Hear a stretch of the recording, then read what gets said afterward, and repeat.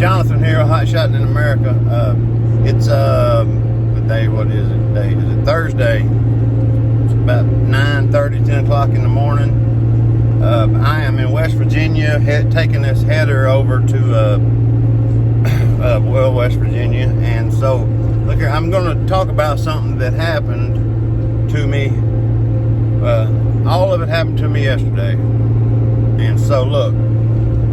There's a guy, his company name is Jagger, Jagger. He's a dispatch service. He calls himself a broker, blah, blah, blah. So he advertises all his loads and the load information, and every load that he advertised was the lowest load I seen was $3 and a penny per mile. So, you know, and he claims that he's a broker. He don't use load boards. He passes the holdback that brokers usually do on the load board onto the driver. And that's how he's able, you know, to get all, you know, the high $3 and up a mile. So, I talked to him about him dispatching for me. I told him, I said, I'll give you a month, and I want to compare my earnings with you to the earnings that I did for myself. He said, okay, that's fine. So I gave him my information. I signed an agreement, you know, for him to dispatch for me. He asked where I was. I told him I was in Louisville, Kentucky. 30 minutes later, I get an email. There's a Raycon in there. My name is signed at the bottom. The load is going to Massachusetts, the coast of Massachusetts. There's a little part of Massachusetts that's similar to Long Island. It's not quite as big. That's where it was going, way out there on that little outlet kind of deal. It was 8,000 pounds of pipe or something, you know, full trailer load. The load paid $240 something, going Massachusetts. So I did a little math, you know, granted it didn't, you know, he had told me, you know, $3 a mile was basically all his loads, blah, blah, blah. Well, it's not, it wasn't, and it isn't. So I did the math on tolls. You know, there's at least $250 of tolls going to Massachusetts, at least. Coming back, another $250. 12% is what he was going to charge. I did the math on that. So after the tolls, after his 12%, I was coming out less than $1.75 a mile, and that ain't including diesel. That ain't including nothing. That's just after paying him.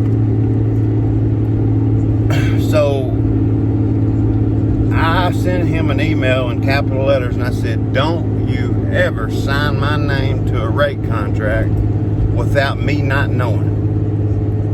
You book a load for me, you better call me and ask me, do I want the doggone thing, or don't book it.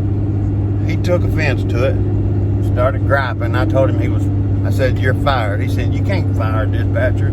I said, you're not allowed to dispatch for this company, my company, anymore. So there you have it. You're fired. Call it what you want.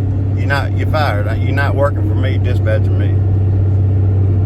So the point is, be careful on who. So no, let me back up. Since he signed my name to that rate contract, my company name was on that rate contract. That means, you know, I had given my word to that broker that I'm going to carry that load. And if you book loads and you break, you know, the agreement after you done booked it, the brokers keep up with that. They put notes down beside your company, you know, score of little things like that, and that will ruin your reputation as a carrier or an honest carrier. So look, I called the broker. I told her, I said, look, they booked that load and they didn't ask me nothing. They just sent me the rate contract. And she said, oh, I see. She was mad. She said there's tons of hotshot companies that we will not work with because of dispatchers like that. She said, I'm glad you called. Had you not, you wouldn't have been able to work with us in the future. So driver, this is just, look, just be careful. If you got somebody dispatching for you, if y'all got a mutual understanding and you trust their judgment, that's on you. That's fine. But when they cancel, say, if you call, the broker sends you a load and you say, hey, I don't want that, the broker's going to call, your dispatcher's going to call the broker, and they're going to cancel the load, but they're going to make it sound like it's your fault.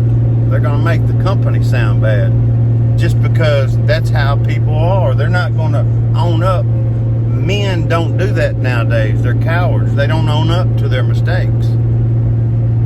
I don't know what it is, in the water or whatever. They're all foolish cowards, most of them anyway. Not all of them, you know. I know. So anyway, so look, they're probably going to make up a story and it's going to be bad. It's going to ruin your reputation.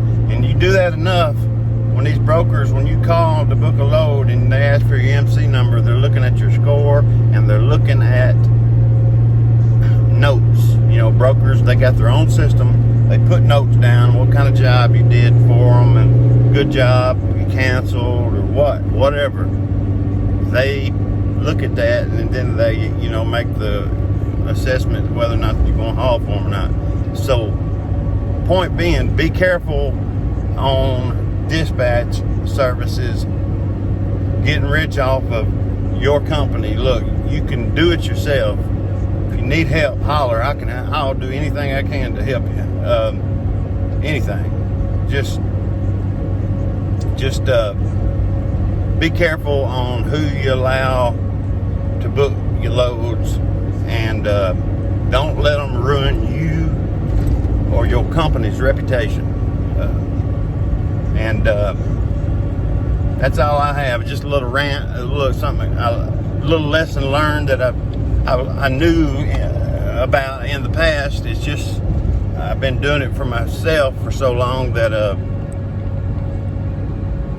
don't know.